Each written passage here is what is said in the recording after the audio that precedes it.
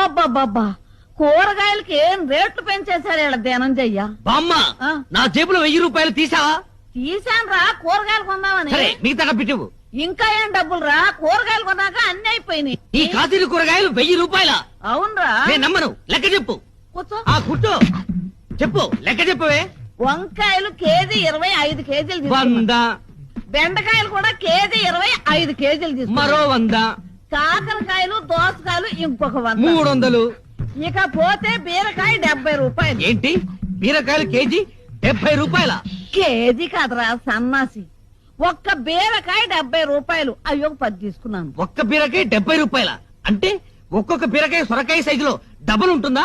అబ్బే అంత ఎక్కడరా. తినే బీరకాయలు కాదా బామ్మ? తాగే బీరకాయలు తెచ్చావా? అవునరా.